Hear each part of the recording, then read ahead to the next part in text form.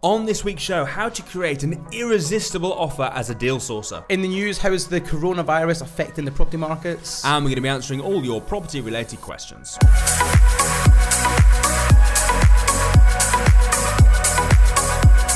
Welcome to the Property Investors Podcast. We are here every Friday at 12 PM. Make sure you subscribe so you never miss an upload. You can catch us on Apple Podcasts, Spotify and YouTube. Enjoy this week's show and don't forget to share with all of your friends. Hi, I'm Russell Leeds. I'm Alasdair Cunningham. And welcome to the Property Investors Podcast. It's great to be back, great to do another week, great to be with you again. I haven't seen you since...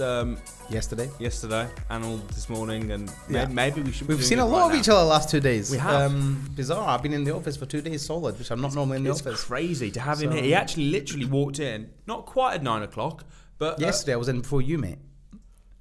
I was in yesterday before him. I arrived at 9. What time did you get here yesterday? 8:30. What's going on, mate?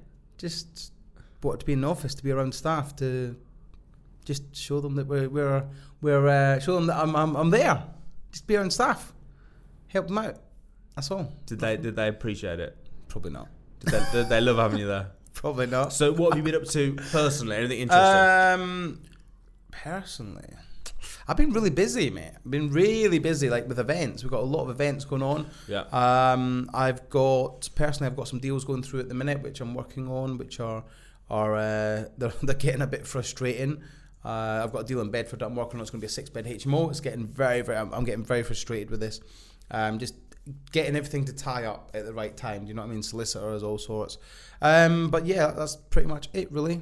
So nothing. I played a poker tournament last week. Like, I had a bit of time off, so I went and played a poker tournament. I've not played poker. You won, didn't you? I did win, yeah. I've not actually played a poker tournament, a sit-down tournament, for well over 12 months, at least a year. Because I just not had time. And then I went into the city last week, went to the Empire, played a poker tournament, and I won. First time I've played in a long time, and I think there was like 60 people playing, and I come first, so all good. And I really enjoyed it as well. Cool. So yeah, it wasn't even a lot of money to enter. It was like £40 to enter. He keeps promising he's going to take me and show me how good he is, because I hear all the stories. Yeah, I do fairly well in poker, and he's a bit when he tells the stories, he turns into David Brent. I do fairly well. He comes over. I'll take you. But the thing is, like, played poker the other night. Yeah, just 60 people. 60 people. What? True. How did I get on? What? What? I won. Yeah, hands tied behind my back. So that's kind of literally how he is. I love David Brent. I love David Brent. Of course you do. You are David Brent. I love him so much because he's so awkward. I really love him. But anyway, what have you been up to? Nothing of any interest. Just talking about you. To be fair, just been working and getting on with. Working. You went to London Eye the other day. I did go to London Eye. It was. I've never done it. I've done it twice now. So I got a Merlin pass. So it's included. Okay. So. Do you know what I found really interesting? Last week we were at the Tower Bridge Hotel. We were. And I got chatting to. So this is just how I am. I got chatting to one of the receptionists, and I managed to get a free upgrade to an executive suite. Right. I didn't pay for it. Just my charm got me a free upgrade. But I overlooked. Didn't pay for it. See what I mean? Just the charm. Didn't pay for it. Just the charm. Like, it overlooked Tower Bridge, and at night it's beautiful. Have you ever seen Tower Bridge at night? It is amazing. It's beautiful. Well, I came up to your room. Mm-hmm. Totally platonic. I came up to your... Why did I come to your room? Well, we just read... You said you wanted to come and see my bedroom. Just for a chat. It's because he told me about his view. No, it's because you said, come, show me your bedroom. That's what you actually said to me. And I'm like, Russell, that is not what we do. I says, I'll take you up and show you Tower Bridge, but I'm not showing you my bedroom. And we went up. No, in fairness, we looked out the window. Beautiful, wasn't it? It was beautiful. I'll send Nick a picture. He can upload it and show you. Did you take this picture? Yeah. Okay. It never looks as good on picture, does it? No, it does. I was out the other morning. Mate. I went out for Let me show you. I went out for a walk the other day, and it was like the sun looked incredible. So I filmed it for Instagram. Yeah. And it looked rubbish on my phone. I was like, oh, look at this beautiful sunrise. Dude, look at that. Yeah, no, it does look good. We'll put it on the screen. That's For you great. that can't see that, like, it's beautiful, lit up. Yeah. Really, really nice. Great. Great venue, great location. Beautiful. Right. So, Okay, I was going to say I wanted to go to Tower Bridge, the actual have you ever been to the actual Tower, the bridge, the castle part? Yeah. Was it like inside? I went there maybe 3 or 4 years ago now. Is it good? I was a client of someone and they invited me along. It was in the evening and we had a meal and walked on a private tour. Is it nice inside? It's pretty cool. I'm going to have to go down there and have a look. It's pretty cool. You'd like it. Cool. Yeah. Okay, so what we're doing on this week's show? So this week we're going through your 8-step saucer, guys. So last week, if you haven't watched last week's show, last week was all about setups, so how you set up a compliant company, and the websites, everything that you need to do in order to set your business up. This week we're looking at O, which is the next step, which is for how to offer the deal, basically. Yeah. How to package it up.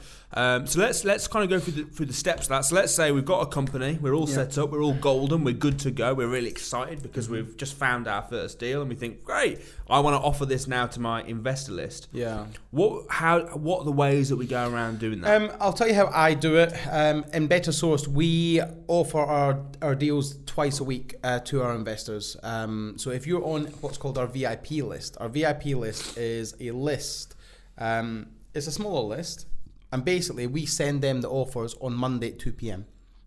They get them before the general list. So if you're not prepared to pay to be on VIP, you get it on Tuesday. But those that are prepared to pay to be on VIP get it on the Monday 2 p.m. And then we send out an email basically highlighting the benefits of the property, the features and benefits, the pros and cons of the property, the location, the price, the important information. Now all that's doing is it's sending an email out to our database, and what we're asking them to do is we're asking them just to say, look, on the information they've got, are they interested in getting more information? We're not asking them to make a buy-in decision on that 5, like the small bullet points, contrary to what other people seem to think. All we're doing is we're saying, look, this is a deal. The purchase price is X. The property's in good condition. Location's great. It will achieve X amount per month. A bit more highlighted information about it. If you're interested, send a text message to the number below, and then we'll give you a call and we'll discuss it further with you. We're not saying to the investor, look, you've got to buy it on that 5-point information. What we're saying is, look, if you're interested in principle on that deal of just having a conversation, drop us a text message. We'll phone you back. We'll have a conversation. And then I also do the exact same again on Tuesday morning at 9 a.m. So I don't give too much information away at this point. I only give highlighted information, the strong points about it, and then when we have the conversation on the phone, we discuss in further detail the problems, any issues, any planning problems, any further details about it. Okay, so interestingly, there's obviously quite a lot to take in right there. Okay. So first of all, you email it once a week. Why? Obviously, we did that obviously with Buyer and Hire as well, and obviously you do the same. But why do you do that? Because most deal sources don't do that. Most deal sources just find a deal and then send it. With respect, it's because most deal sources can't sell deals. They don't know how to sell deals. That's the reality. Most deal sources do not know how to sell deals.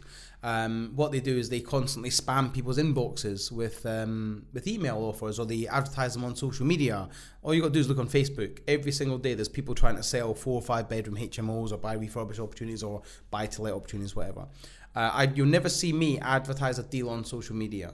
You'll never see that. Not anymore. I maybe done it when I very, very first started, but I certainly don't do it anymore. But let's say you find the deal on a Wednesday. Yeah.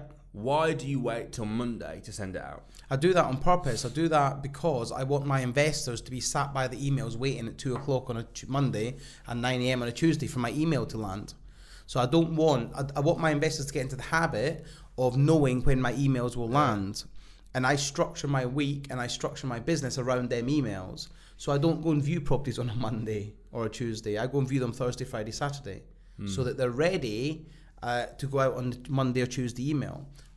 It's that simple. It does. You're right. It works, doesn't it? Because people get into the habit of, if they're on the look for a deal, they're like, oh, let's see what deals Alasdair is going to give us on Tuesday. Monday. Yeah. And also, as well, if you are running a business, it kind of holds you accountable for finding deals, because it's like, I need to go and do. You can't sort of think, oh, well, I'll be on the lookout as and when. No. It kind of forces you to take it seriously. Without fail, we send an email to our investors every single week, without fail.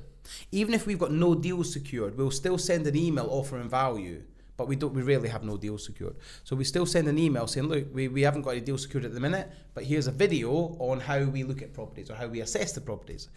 So we're always keeping in touch with our investors. But even that is forcing you to stay accountable, isn't it? It's 100%. Like I need to keep in touch with them every single week, and it's not like I didn't see the email. People get in the habit of they're literally there waiting by the computer. Think about this. I call it training your investor. You're training them to work to your business, to work how your business works.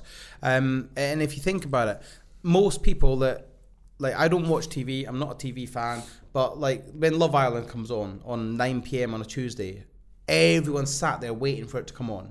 Like that watches Love Island. And I want my investors to come on, like that are waiting for my email, to all be sat by their inboxes waiting, refreshing at 9 o'clock. And that's why I get such a high response. Like when I send an email, I get text messages. I start getting text messages from 1-2 minutes past 9 o'clock. Literally 1 or 2 minutes after the email goes out, I get, within an hour, I'll have 40, 50 replies every single time, every single week. And we've proved this at the Deal Selling Masterclass. So the Deal Selling Masterclass, we're the only training company in the country that can do this. Right? We send an email to my database, and we literally pick my phone up, and we show we show everyone that's in the room the text messages coming in, and we scroll through them, and there's like 40, 50 text messages. And the crazy thing about that as well is that email isn't even it's because we don't normally run it on like a Monday. No, that's off. That's away. That's off away from the normal everyday week, the everyday email that comes out. So. It's all about training your investor. You've got to train them so that they are ready for your email. And I love that about accountability. It keeps you accountable to sticking to that as well. Okay, so you pick a day, pick a time. You'd obviously do Monday at 9.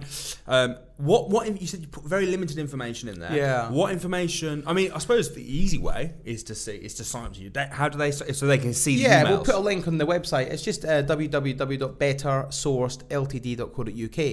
Join the mailing list, and you'll see how I send the emails out. Cool, but just for anyone that doesn't do that and they want to know now, what information? Bullet points. So we'll always put where the property is and what we propose it to be, whether it be a 5-bed HMO or a buy refurbished property. How much it is, the condition, estimated refurb costs, estimated income, estimated refurb cost, estimated income, condition, highlighted points, so what's good about it, what does it need. Literally you're talking 7 or 8 bullet points about each property, and all we're doing is we're asking the investor to say, look, on what you've learned so far, 7 or 8 bullet points, is that something that you want to hear more about? Now, this is a balancing act, isn't it? Because you don't want to give too much information that they can just go and find it online themselves. I mean, I know a lot of your deals are off market, but listen, there's nothing wrong with selling deals that are online, as long as you're adding value. So that if you've gone and found a deal that's online, and you've got to have it secured, okay? Have it secured, but as long as what you're charging as a sourcing fee is relevant to the work that you've done. So if you've negotiated a massive discount off the fee that's online, and you've gone out and viewed it, and you've assessed it, and you've done all the work and research and due diligence, then yeah, there's value there. If you're literally just looking at Rightmove and saying, "Oh, I think I'll sell that one today," that one's a potential HMO. Yeah, and you're just downloading it, or downloading the information and sending it to an email, not actually viewing it, not doing anything, then yeah, you're not doing it right.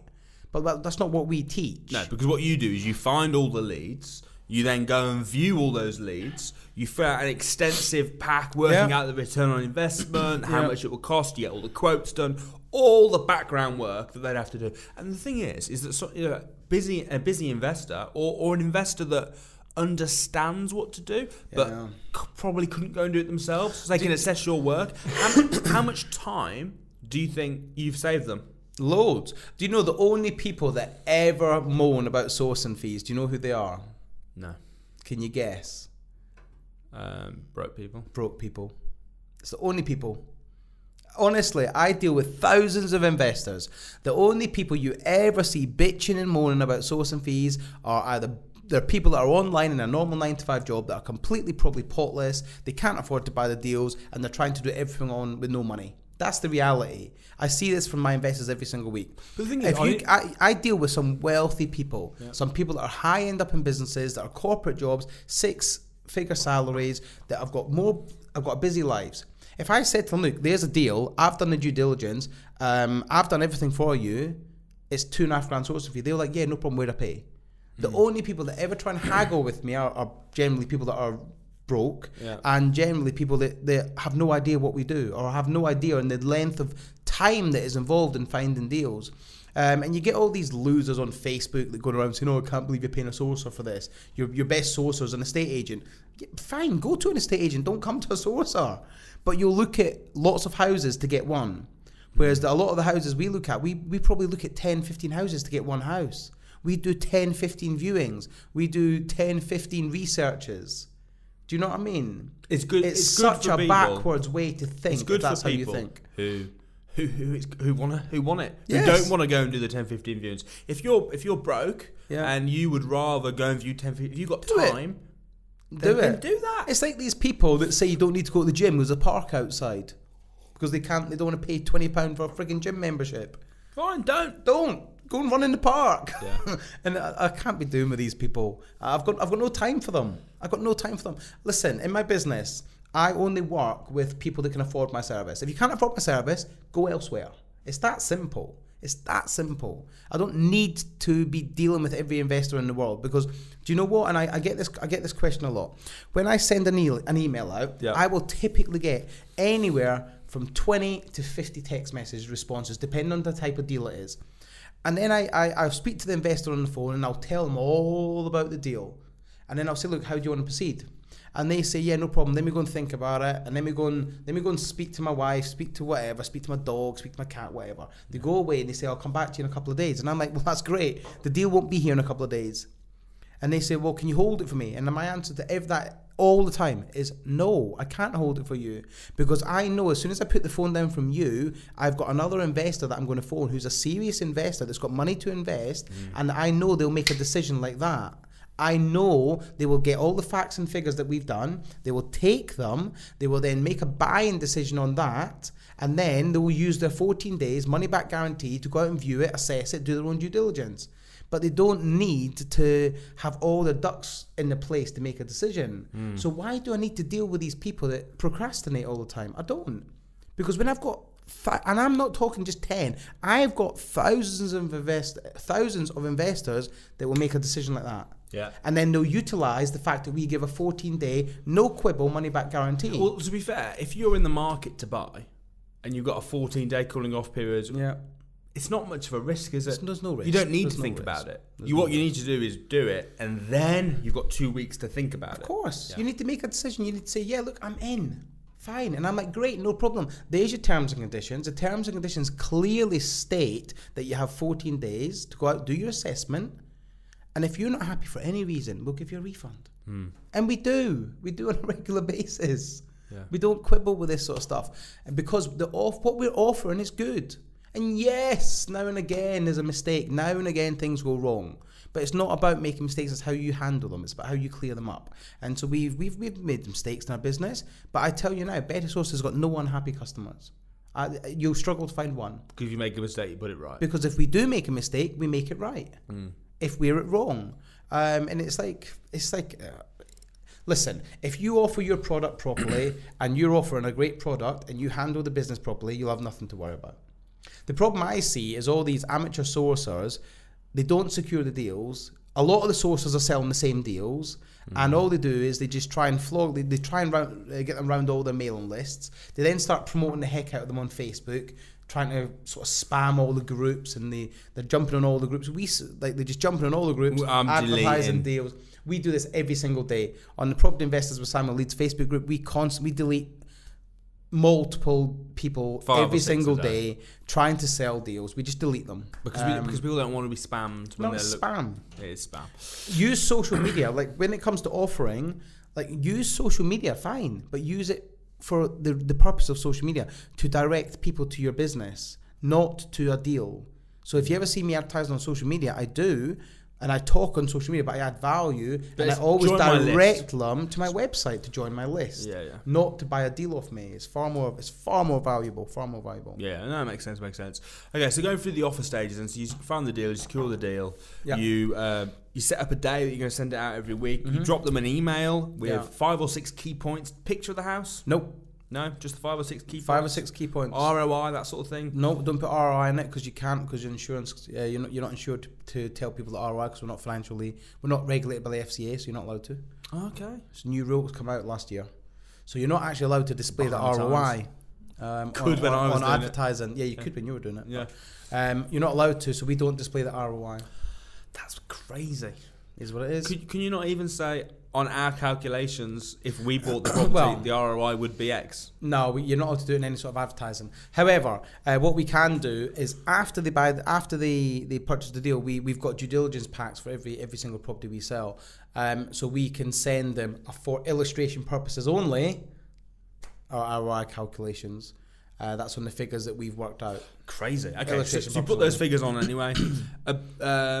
You then send it out and you ask them if you're interested. Text. Yeah. You then get the text through. You're then going to phone that person. So I phone. Okay, the way it works: send an email. At the bottom, there's steps of how to get in touch, and I only phone back in the order the text messages come in.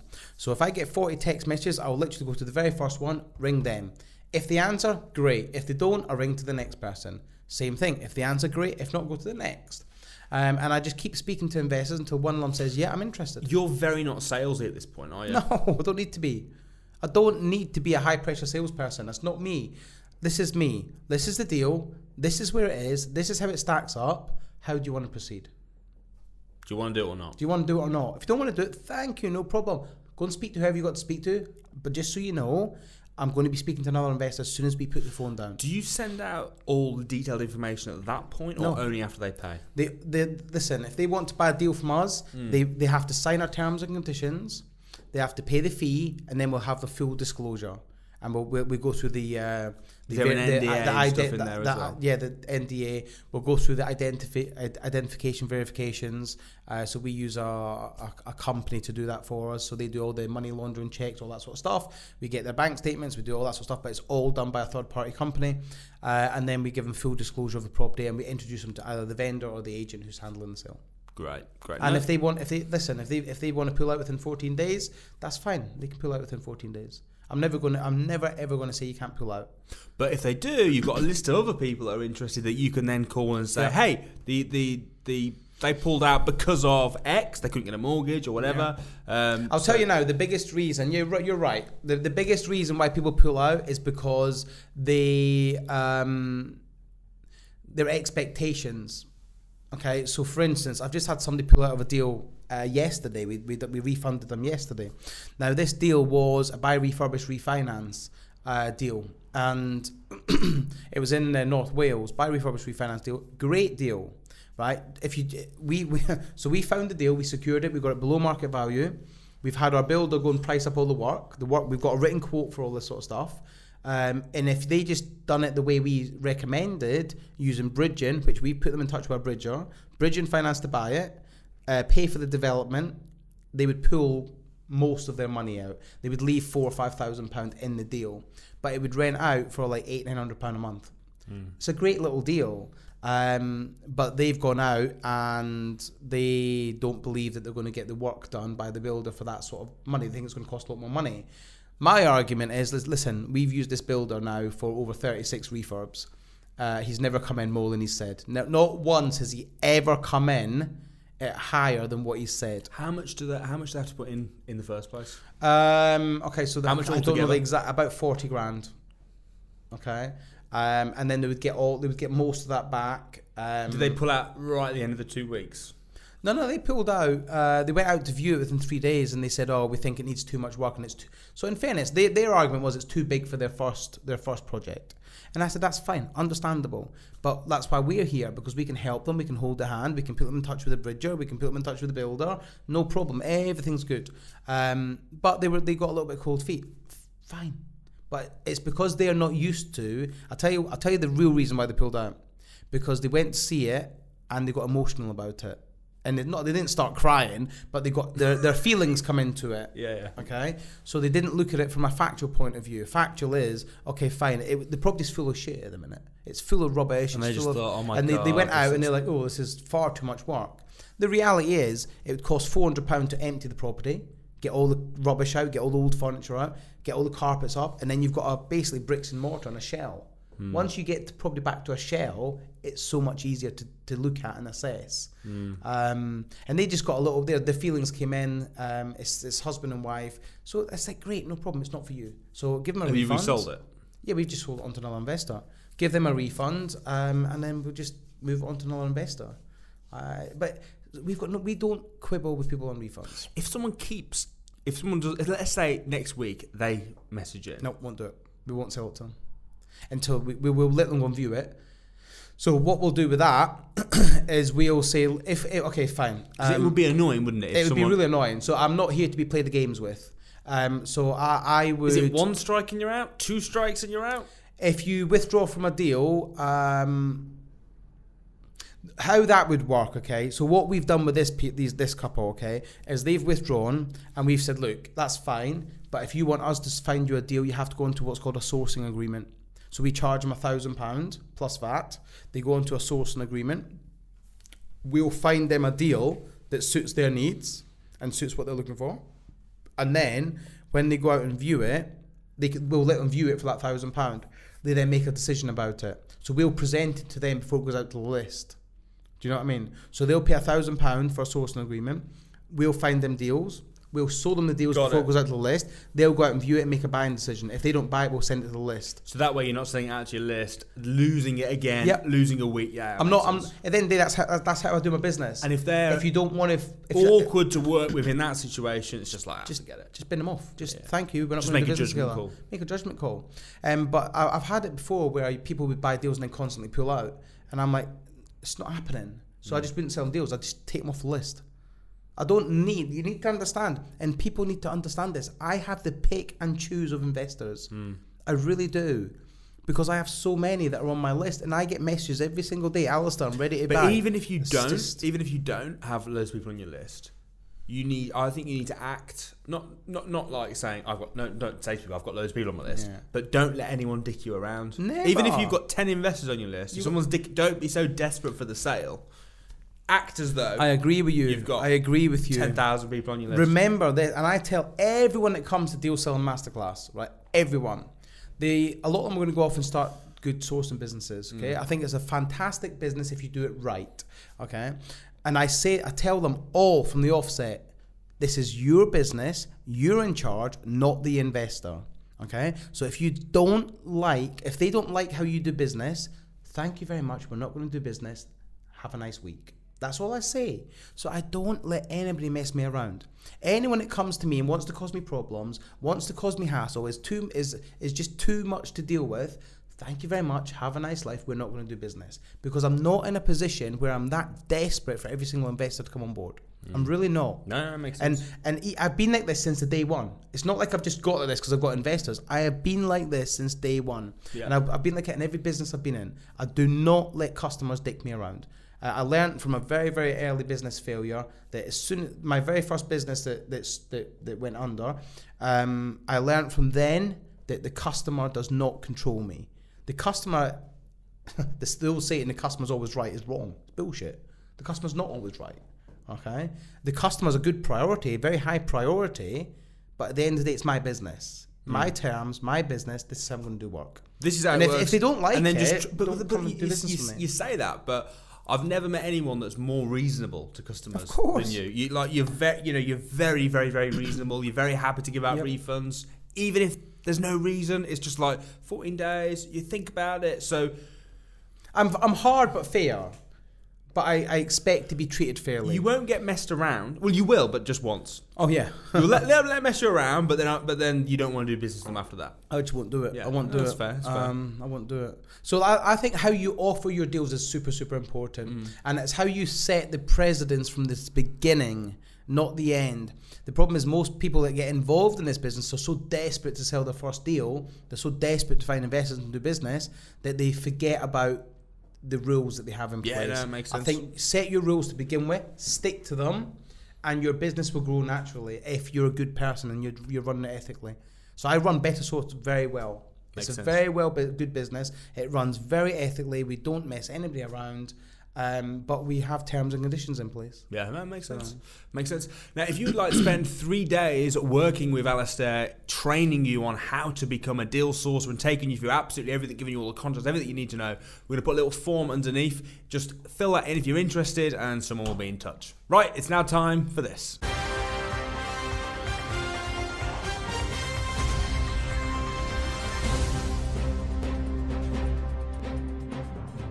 Okay, so in the news this week, everyone's going crazy about coronavirus. So we thought we'd do a little bit of research, find a few news articles, and talk about how coronavirus is going to affect the property market. So there's a couple of stories that we found that we want to talk about. Yeah, this is just ridiculous, isn't it? Like, it's just freaking media hype. It's utter media hype. Do you think? Yeah. Of course, people are dying from it. Of course, there's an illness, but come on, mate. There's more people die every day from getting hit by a bus. It's just one person in the UK has died from it. Oh, well, whereas yeah, I mean, it's horrific. I'm sorry that one person's died, but what I mean, how many people die every day from cancer? How many people die every day from conventional flu? 2,500 people from cancer. Oh, exactly. And now the world is going crazy over coronavirus. It's exactly the same as Ebola, Zika, like freaking every single other virus that the media's been all over. It is massive, massive, massive hype. And now suddenly they're telling everyone to wash their hands. Come on, do people not wash their hands in the first place? And what is with this panic buying a bog roll? I don't get that. I get the antibacterial sprout. I get that, but the bog roll, I don't understand that. What are they going to do? I don't know. Do you think we're going to get terrible diarrhea or something? I don't know. Maybe.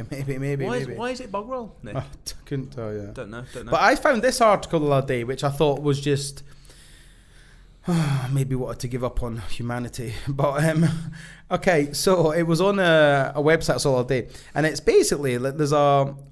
Okay, let me tell you. An anti-poverty campaigner and tax expert says that any private rented sector tenant that gets coronavirus should be able to live rent-free for 3 months, and landlords should pick up the tab. Sounds fair enough. No, it doesn't. It's ridiculous. The call came from this Richard Murphy, whatever your bloody name is, a chartered accountant, political economist. Should we just call him Dick? Yeah, let's just call him Dick Murphy, right? And he found a range of networks, company, whatever, yada, yada, yada. On his blog, he says that the coronavirus is likely to have a profound effect. I agree with that, at least for the short term, on the economy and the financial fallout. He says that it's unacceptable for individuals to bear the financial brunt of this. Then tell the individuals to stop panic buying and stop watching the media. There is simply too little economic resilience with the population as a whole for that to be the case. Far too many people have too few savings and survive major periodic of economic inactivity without massive prejudice to their short-term and long-term well-being, he writes. I am already bored. Okay, so that's one story. So I'm guessing that you don't agree with him? I don't agree with him at all. If any of my tenants come to me saying they can't pay the rent because of coronavirus, sorry, Section 8. From what I've seen, look, that's just how I am. I think this is just snowflake generation. From what I've seen from the other news articles, there's an article, I think it was in the Times, talking about how it's going to basically what we think from our research is going to happen is we're on a boom, weren't we? Of course. So we're on a boom. Brexit is now out of the way. People have got some certainty. House prices were going up. Yeah. We still think they're going to go up, but not quite to the same. I think it will dent it a little bit. Look, I'm not saying coronavirus doesn't exist. Of course it exists. I'm just saying all this media hype, all the no, I understand what you're saying. But how's it going to affect us in reality? From a property point, obviously from a health point of view, of course, but from a property point of view, I think house prices will still continue to go up. People not buying houses because of coronavirus? They are, but obviously if people are worried about other things, I do think it will have a small impact. Now, to tell you where it might have a bigger impact, I was talking to Samuel about this the other day, is service accommodation. Yes. Because people might not go away. So if you've got service accommodation properties, you might experience a hit in the short term. I think, of course, the economy is going to see a fallout from it. Of course it is. I don't necessarily see a massive... It may or it may not. I don't see a massive... Foot and mouth. Yeah, but that's different. How that didn't really do because anything. Foot and mouth affected the livestock. The livestock I remember when we used to... Are we going to start putting us down? No, but foot and mouth affected the livestock. So livestock, like hundreds of thousands of livestock, were having to be put to sleep and not put through the meat markets. So was it swine flu? I remember there was one where you had to, when you're going for walks, you had to like wear these foot and mouth and swine flu. Yeah, you had to wear these, and you had to have all your feet washed and all that sort of stuff, antibacterial stuff. And it was like, it's a massive deal. And obviously, it's bad, but it's not. I think this is going to be similar. Obviously, it's bad. Listen, coronavirus is bad. I think it's going to have a big effect on the economy because a lot of people are going to be so scared that they're not going to go anywhere and not going to do anything. Yeah. All you've got to do is go in London Underground. Everyone's got these stupid little face masks on, which have been proven they don't actually do much, right? They've all got these stupid little face masks on and they're all like suddenly not touching anything. And it's like, come on. Do you really...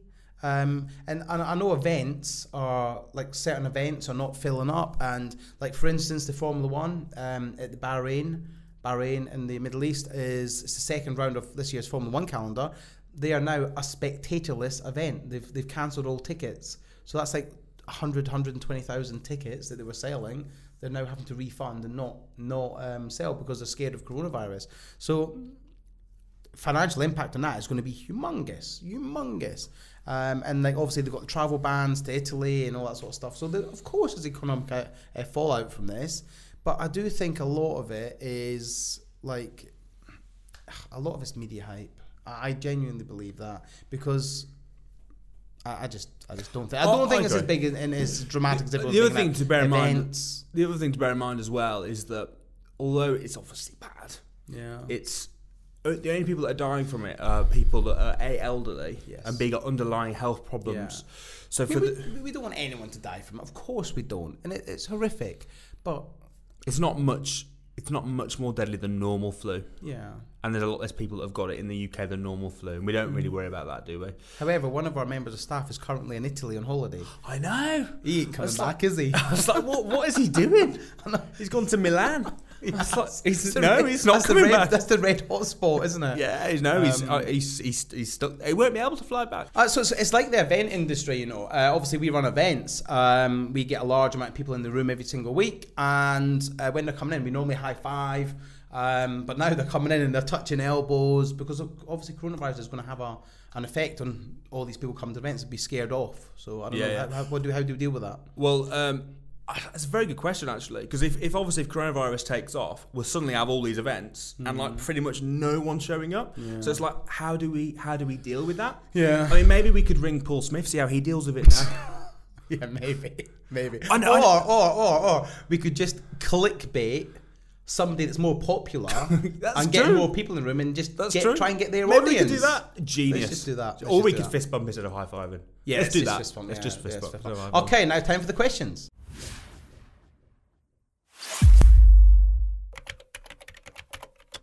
Okay, so it's now time for the Q&A part of the show. So if you've got any questions, comment below. We'll try and get them answered. Or even better still, if you jump onto Facebook, Property Investors with Samuel Leeds. We're pretty active on there. And we do a Facebook Live normally before the show, and you can ask us. So first question is from Libby Property. Or is it LBI Property? Yeah, we've got LBI. Yeah. Oh, sorry, LBI. I've called you Libby. What sort of fees do you have to pay to release equity? Okay, so that would really just be like remortgage fees, I would have thought, because it's just a remortgage, isn't it? So all you're doing is you're remortgaging your finance. So maybe a product fee, broker fee, and maybe legal costs. Maybe £1,500. It's not gonna be much. Yeah, it wouldn't be that much in comparison to what you're taking out. I've done it a couple of times, but I can't actually remember the exact fee. Yeah, but it's not masses. Yeah, it's not loads. I wouldn't stress too much about it. Just speak to a good broker. Like speak to a really good broker. Cool. How'd you start with no money? Become a deal sourcer. Well, like we talked about this week. Listen, to start with no money is hard, okay? Of course it's hard because you're going to have to put a lot of effort and you're going to have to... If you've got money in this business, it's so much easier. I'm not saying it's not possible without money, because it is possible. Anthony John done it. He didn't put any of his own money in, but he educated, so he had money to educate. So you're going to need to educate like crazy. So there's so much out there to educate. You can come along to the crash course. We'll put a link for the crash course at the bottom of this. Come along. It's completely and utterly free. It's just your time, a £1 booking fee, and like your travel. Just come along. Get involved. You're going to have to educate. You are really going to have to educate. But the routes for the lowest sort of barrier to entry for money-wise, deal sourcing, rent to rent. But you still need to be educated correctly to do them strategies. So please don't think you can just literally with no money to your name walk down the street and start selling deals, because you need education. You need to be able to raise finance. Set up. You've got to get set up. You've got to have all that sort of stuff. But it's very low money that anyone could achieve. Yeah. And technically, like you say, people at Anti-John borrow to do it and stuff. Yeah. There are options out there. It doesn't have to be your money. You need to have to get creative. There's not a lack of money in this world. There's a lack of your creativity. And I don't mean you personally. I mean everyone's creativity. Well, deal sourcing is a business. Yes. And you can start a business with no money. Yeah. Of course pretty much. It's the same. You're like, obviously you need to register your limited company. I'm not saying that, but it's pretty much. I get it. Yeah, I get it. Moira Sabanda. Actually, it's interesting though. Before we read Moira's question, is no one ever moans about people saying you can start a business with no money? Yeah, I know. It's funny, isn't it? No one ever goes, no, you need to register a limited company. No, you need to buy stamps to send your letter off. The only people that criticise that are people that just hate life. They hate life. They think they're the only people that are entitled to be successful. Yeah, true. They just hate everything, don't they? So life. Moira Sibanda. How do you deal with estate agents? Every time I'm close to securing a rent-to-SA deal, there's always an issue with their policy or the landlord accepting my offer. I would say deal with smaller estate agents, so people like on Gumtree, or go direct to the landlord. It normally works better. A lot of the corporate estate agents, they are a pain to deal with. They are, because they've got their own policies, terms and conditions, all that sort of stuff. They're even a pain to. I was thinking, every time we both rent where we live and we invest in property that we own property that we rent out. Yes. But every time I rent a property, they're always a nightmare. And I'm just literally, it's like, how freaking simple is this? It's not hard, is it? No. It's not hard. I remember when I was renting my apartment in London, and even just to arrange a viewing was hard. And then when I said, yeah, fine, I'll have it, it took 2.5 weeks to get everything sorted out. Yeah. It's like, come on, mate. It's not hard. I said I want it. There's my ID. There's my deposit money. But you've got to jump through so many hoops. Here's a question. It is from Chris Turley. Do you need to be compliant to sell a deal to a sourcer? And how would you go about it? You want to answer that one? Co-deal sourcing. So there's two things there. Do you need to be compliant to sell a deal to an investor? 100% absolutely. Do you need to be compliant to sell a deal to another sourcer who's compliant? Well, you're not really selling it to them, are you? No. They're selling it and you're taking a cut. I'm sick and tired of all these so-called gurus and professionals out there saying that everyone that passes a deal has to be compliant. It is utter not true. You can take a deal. You, Chris, if you're non-compliant, you can take a deal, you can give that to a compliant sourcing company, and providing you have no interest or you have no action, you have no involvement in any of the transaction between that company and the investor, you are doing nothing wrong. Okay? All you're doing is you're introducing them to a lead. Now, all these people on Facebook say you cannot co-deal source, it's illegal. You don't know what you're talking about. I don't care what you say. You do not know what you're talking about. And even the so-called expert in the field does not know this, because they will not confirm it. They word it directly, indirectly, but they will not confirm it. I have had it firsthand from a very well-educated, very well-respected, professional, legally qualified solicitor that you do not need this. And I would far rather have that person stood next to me in court than one of these gurus from Facebook, okay? So to answer your question, for you to go out, find a deal, pass that on to another deal sourcer who is compliant, you do not need to be compliant. Fact, end of discussion. I've got another question here. One more then. One more. This is from Kyle. So I lost it here. Kyle Jin. What is the best way to build up a investor list for sourcing? Also, would you try and vet and speak with every single person who signs up to ensure your list is quality, not quantity? Kyle. Before you answer too deeply. Don't worry. Kyle. In 2 weeks, SOURC, in 3 weeks time, my friends, I am going to be telling you exactly how I build my client list and exactly the exact steps I take, the exact things I do, and how I train my investors. So you'll have to tune in then, my friend. Or if you would like to spend 3 days with myself teaching you the exact ins and outs of this business, how to do it all, get yourself booked onto the Deal Selling Masterclass. We'll put a link below. If you want to put a link below, you can just fill in your details if you want some information. If you want some information, one of the team will call you. Guys, thanks ever so much for watching the show this week and tuning in. We'll be back next week, Friday at what time do we go out now, Nick? Friday at 12. We're back every single week, so please do tune in. Don't forget to subscribe, share with your friends, and ask lots of questions so we can have stuff to talk about. Yeah. See you later, guys. See you next week.